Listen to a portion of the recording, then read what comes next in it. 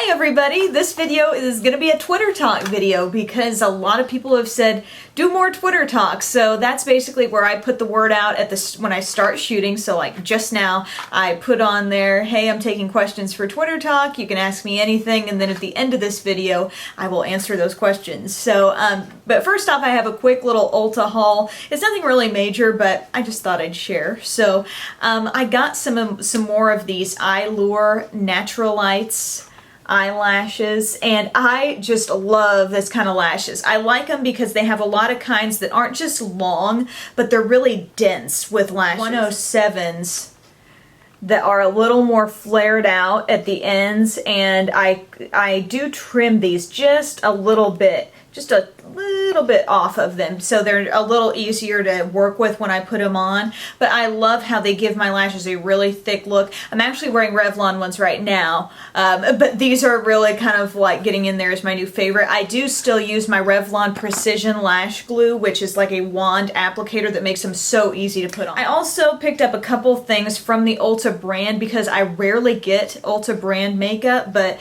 they were having like a buy one get one free deal, so I picked up one of their mineral eyeshadow duos, and the shade is called Pink Chocolate. So this is the packaging, and it looks like this. And as you can see, I've kind of swatched them, and the pink is a really pretty like golden undertone, and then the brown is just brown. But they're really soft. I mean, the color is not extremely intense on these. Like, I don't know really what I was expecting. I just swatched them on my hand there, but we'll see. I haven't actually used these on my eyes yet, but we will see. We'll see how they work. And then I also got one of their tinted lip balms. This shade is in Bloom, and in just putting this on, I also was just kind of like, it's just kind of average. It kind of is a slightly metallic pink shade, I guess. It looks about like that. So that's kind of pretty. I'll have to use it a little more. Once again, I was just kind of, you know how when you get out to the car and then you get something, you open it up and you like do a quick swatch of it and see if you like it. That's about the level of involvement I've had with these products so far. And then I got one of the NYX Jumbo Lip Pencils because I love jumbo lip pencils. I think they're like just a perfect way to combine lip liner and lipstick, because you have the control of the lip liner but the creaminess of the lipstick. So this shade is Pecan. Or pecan. I don't know how you guys say it. But this is just a nice neutral. It's about like, it kind of reminds me of my mahogany lip liner just in a jumbo lip pencil form. And that's what that looks like. So I thought that it would just work well under, you know, lighter shimmery glosses, you know, sort of like just a little bit deepened up nude look. I also picked up something that you probably have seen coming if you saw my beauty test tube review, and that's the full size of the Inner Grace.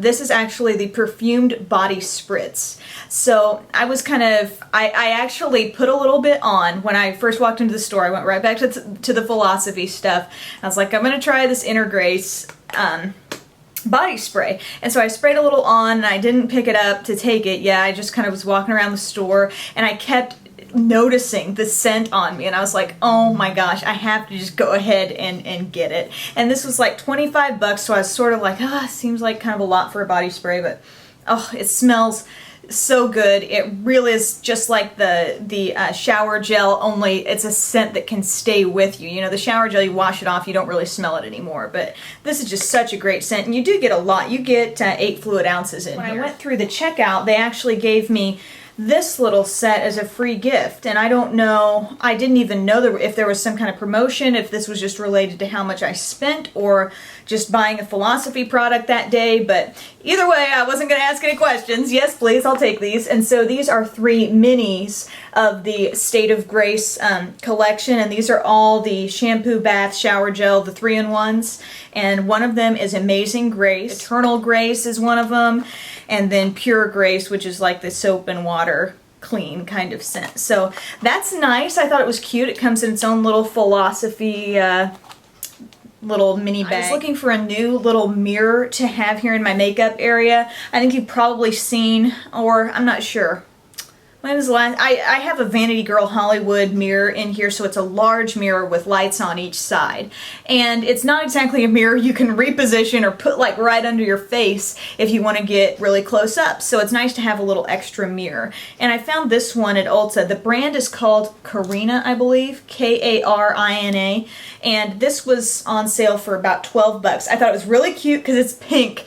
And they also had just clear ones as well. But there are a few reasons why I like this. First off, size-wise, and this is not lighted or anything like that, but it does have a regular side and then a magnified side. So I pretty much use the regular side, and part of why I like it is because I oftentimes do want to pick up a mirror and get a close look at what's going on, but also you can sit this right on your table, and if you're trying to like put mascara on or anything where you really want to look down, you know, into the mirror, or you're doing your eye makeup and you want to expose this whole area flat, you just turn it back like this. It can be sitting right there on your table and you're suddenly looking down in, and it's perfect for putting mascara on and stuff like that. So I really recommend a little mirror on a stand. Some people probably have lighted mirrors like that, but if you have a big one or a big bathroom mirror, this can be a nice little addition to your makeup area, and it looks good in my pink room, so I'm happy with it.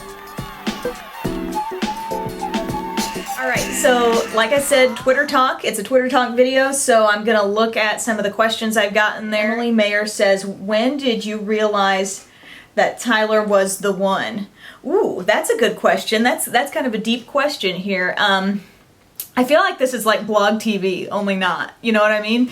Well, I think that Tyler and I were actually really good friends before we even started dating. So it was kind of like, if any of you have been in relationships like that, where you've been friends and then you transitioned into a relationship, you know, I think you know you really like and care about that person, but I think it's kind of a gradual falling in love with that person. You know what I mean? So I just think, you know, over the course of going through the rest of high school and pretty much all of college, it was toward the end of our college in our senior year that he proposed to me. Just during that time, you just realize, oh my gosh, can I imagine my life without this person? And you just can't. So it's just kind of like you come to that realization after years of being with them that they are the one. And it doesn't always happen like you just wake up out of bed one morning and think, Tyler's the one, you know. It's just you just come to the realization over time. All right, Love Lip Gloss 323 says, how tough would you consider a communication program? I'm going for nursing, but am considering changing majors. Okay, so like a communications major. Well, it depends. It depends on what the course requirements actually are at the school that you're at, but chances are, no matter where you go, a lot of speeches are going to be involved. And for some people, public speaking or speaking in front of a class is like the scariest thing ever. So, I mean, you may consider that to be kind of difficult, but if you think you're interested in communications, it might actually be fun for you. I kind of found it fun. But I think a communications major or even a minor alongside another major is hugely useful because it will open doors for you and allow you to become better, I think, at whatever you turned out to do. Just become a good speaker overnight, so you have to put work into it. And, you know, if you do put the work in, it can be hard, but it's not impossible for anybody. So I think a communications major or minor would be great for anyone out there. Oh, and she follows us up with the question, how hard was it to get a job as a news anchor? And something that I think people are somewhat misguided in is the thought that you just get out of college, you say, I want to be a news anchor, and bam, you're in. It's really, really more, what's more likely going to happen is that you're going to get out of college and you're going to get an entry-level job at a TV station. For example, I left college thinking, yeah, I want to be a news anchor. Nope, not how it works. You probably are going to get in as a sort of an assistant producer or a producer or maybe a reporter.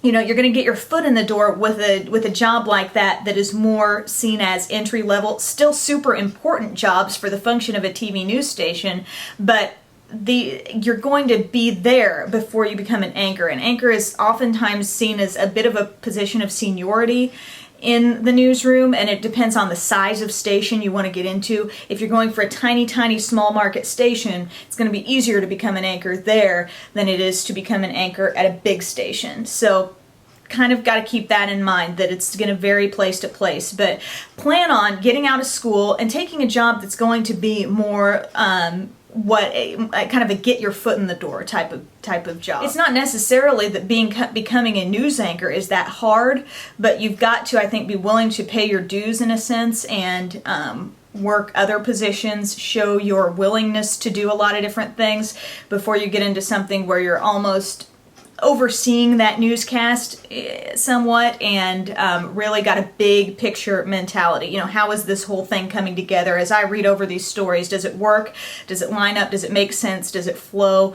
Those are the types of questions you can answer with more experience doing news. Xander James says, how do you keep your skin so amazing? Oh my god, not so amazing, but how do you keep your skin amazing without makeup for on camera, seeing as you're on camera a lot between news and YouTube?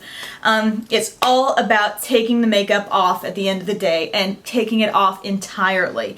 I never skip taking my makeup off. I will never go to bed with makeup on my face, and I always use the Olay Daily Facials Cleansing Cloths. If you've been sticking with my videos ever since the beginning, ever since I was in college, I started using those because I didn't want to have to deal with washing washcloths all the time, and I swear, they take off everything. You see it come off on the cloth, you can take all your eye makeup off, and keeping your skin clean. At the end of the day, getting all that off there is really important. Also, you've just got to be in tune with your skin, and you've got to notice when certain products might be having a negative effect on your skin. There have been some things that I've used, you know, different foundations over time that I felt like have been the cause for a breakout. You know, when you change certain parts of your routine and then you start to see a change for the better or worse in your skin, you've got to take note of that and think, this is something I want to keep using, or this is something I need to stop using. You can't just kind of go around and barely pay attention to what's happening with your skin. Katie Joy says, do you know how to knit or crochet? No, I don't. Girly Girl 0147 says, what is your favorite food? I find most of the time, almost any time, I could enjoy a big plate of nachos.